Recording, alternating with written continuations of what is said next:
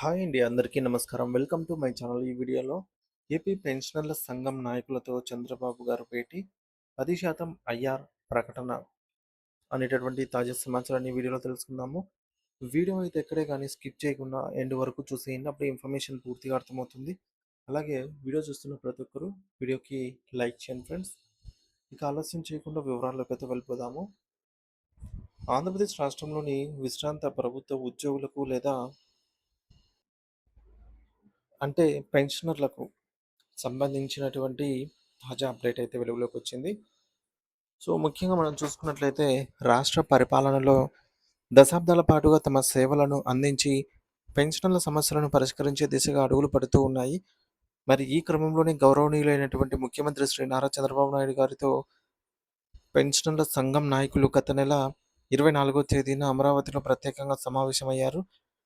So ఈ భేటీలో వారు ఎదుర్కొంటున్న అనేక దీర్ఘకాలిక సమస్యలను వివరిస్తూ వాటి పరిష్కారం కోసం ఒక సమగ్ర వినతి పత్రాన్ని కూడా ముఖ్యమంత్రి గారికి అందజేశారు.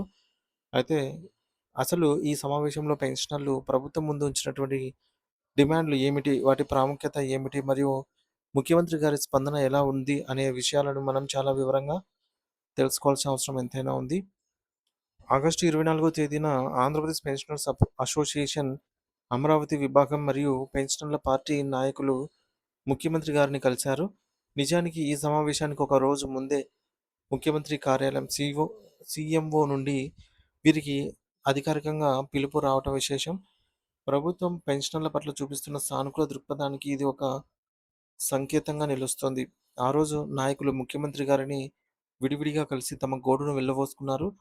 పెన్షనర్లు సమర్పించినటువంటి ఆ యొక్క వినతి పత్రంలో ప్రధానంగా 4 అతి ముఖ్యమైన అంశాలైతే ఉన్నాయి. వాటిని క్షుణ్ణంగా పరిశీలిస్తే మొదటిది పెన్షన్‌పై 3% అదనపు పెంపు.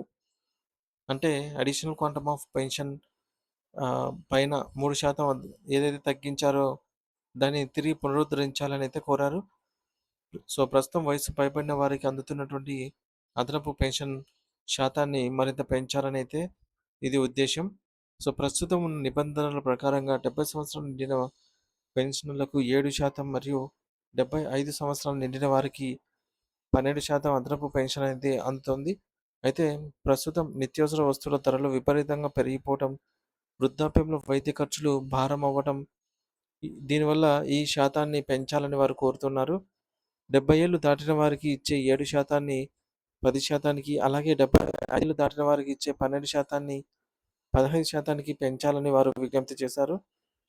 మరి పెరుగుతున్న జీవన వ్యయానికి అనుగుణంగా పెన్షనర్లకు ఈ యొక్క అదనపు ఆర్థిక భరోసా కల్పించడం వారి సామాజిక భద్రతకు ఎంతో అవసరమని నాయకులు వివరించారు.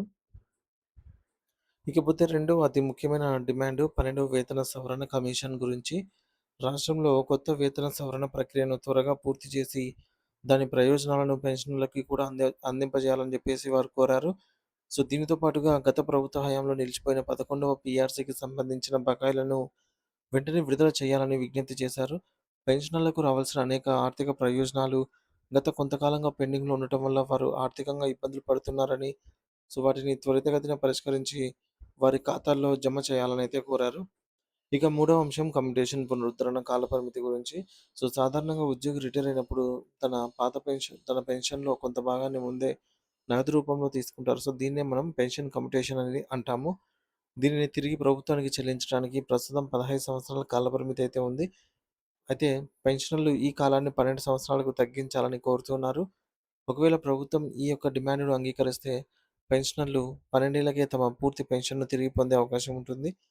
ఇది వృద్ధాప్యంలో ఉన్న వారికి 3 సంవత్సరాల ముందుగానే పూర్తి ఆర్థిక వెసులుబాటునైతే కల్పిస్తుంది. కాబట్టి ఇది వారి జీవితాల్లో చాలా కీలకమైన మార్పు అనేది అవుతుంది. ఇక నాలుగో అంశం ఆరోగ్యానికి సంబంధించినది. అంటే ఈహెచ్ఎస్ వైద్య సేవలు. పెన్షనర్లు మరియు వారి కుటుంబ సభ్యులు ప్రైవేట్ హాస్పిటల్స్‌లో చికిత్స పొందే సమయంలో అనేక ఇబ్బందులు ఎదుర్కొంటున్నారు. ముఖ్యంగా ప్రభుత్వం నుంచి ఆసుపత్రులకు బిల్లులు సకాలంలో చెల్లించకపోవడం వల్ల ప్రైవేట్ హాస్పిటల్స్ పెన్షనర్లకు ఉచిత చికిత్స అందించడానికి నిరాకరిస్తూ ఉన్నాయి. ఈ సమస్యను పరిష్కరించి వైద్య సేవలకు సంబంధించినటువంటి పాత బకాయిలను వెంటనే విడుదల చేయాలని వారు కోరుతున్నారు. మరి పెన్షనర్లకు ఎటువంటి అడ్డంకులు లేకుండా నగదు రహిత వైద్య సేవలు అందేలాగా చర్యలు తీసుకోవాలని వారు ముఖ్యమంత్రి గారిని అయితే వేడుకున్నారు. ఆరోగ్యమే మహాభాగ్యం కాబట్టి ఈ వయసులో వైద్యం కోసం ఇబ్బంది పడటం దారుణమని వారు ఆవేదన వ్యక్తం చేశారు. సో, ముఖ్యమంత్రి శ్రీ నారా చంద్రబాబు నాయుడు గారు ఈ సమస్యలన్నిటిని కూడా సావధానంగా విన్నారు. పెన్షనర్లంటే ప్రభుత్వ సేవలో దశాబ్దాల పాటు కష్టపడిన వారని, వారి డిమాండ్‌లను కేవలం ఆర్థిక భారంగా చూడకుండా సామాజిక భద్రతకు సంబంధించిన అంశంగా పరిగణించాలని నాయకులు అయితే కోరారు. ఈ సమావేశంలో Andhra Pradesh pension association Amaravati chairman G. Purnachandrarao గారు, కోఆర్డినేటర్ విజెం చౌదరి గారు మరియు పెన్షనర్స్ పార్టీ తరపున సుబ్బరాయన్ గారు పాల్గొన్నారనమాట. అలాగే ఏపీ జేసీ చైర్మన్ విద్యాసాగర్ గారు కూడా అక్కడ ఉండటం వల్ల ఉద్యోగులు మరియు పెన్షనర్ల సమస్యలపై సమగ్రమైన చర్చ జరిగింది. ముఖ్యమంత్రి గారు సానుకూలంగా స్పందించినప్పటికీ బకాయిల చెల్లింపులకు సంబంధించి ఎప్పటిలోపు పూర్తి చేస్తామనే నిర్దిష్టమైన తేదీని మాత్రం ప్రస్తుతానికి ప్రకటించలేదు. అయితే ప్రభుత్వం పెన్షనర్ల సమస్యలను పరిష్కరించాలి అనే గట్టి పట్టుదలతో ఉందని, అందుకే వారిని స్వయంగా పిలిపించుకొని మాట్లాడిదని చెప్పేసి కూడా ఈ మేరకు స్పష్టమవుతోంది.